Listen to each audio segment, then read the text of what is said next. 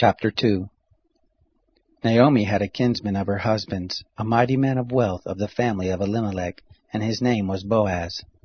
Ruth the Moabitess said to Naomi, "Let me now go to the field and glean among the ears of grain after him in whose sight I shall find favor." She said to her, "Go, my daughter." She went and came and gleaned in the field after the reapers, and she happened to come to the portion of the field belonging to Boaz, who was of the family of Elimelech. Behold, Boaz came from Bethlehem and said to the reapers, "The Lord be with you." They answered him, "The Lord bless you." Then said Boaz to his servant who was set over the reapers, "Whose young lady is this?" The servant who was set over the reapers answered, "It is the Moabite lady who came back with Naomi out of the country of Moab." She said, "Please let me glean and gather after the reapers among the sheaves."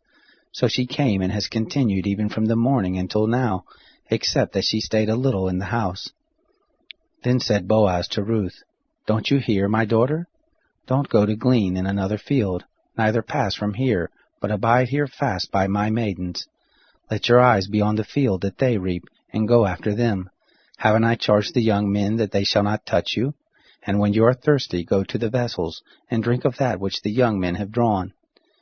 Then she fell on her face, and bowed herself to the ground, and said to him, "Why have I found favor in your sight, that you should take knowledge of me, seeing I am a foreigner?"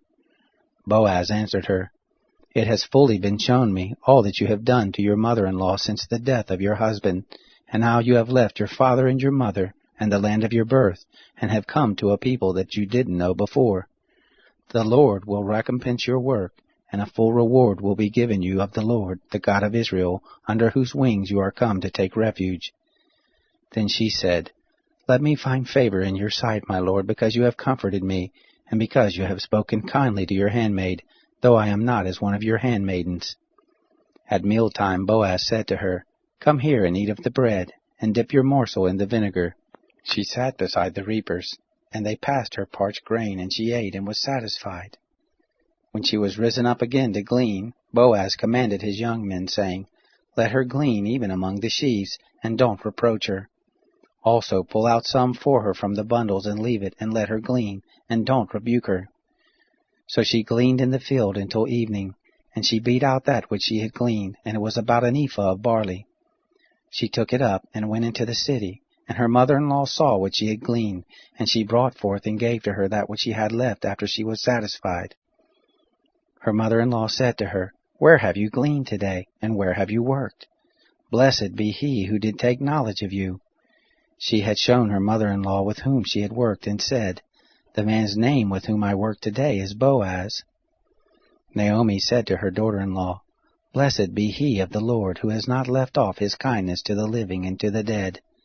Naomi said to her, "The man is a close relative to us, one of our near kinsmen."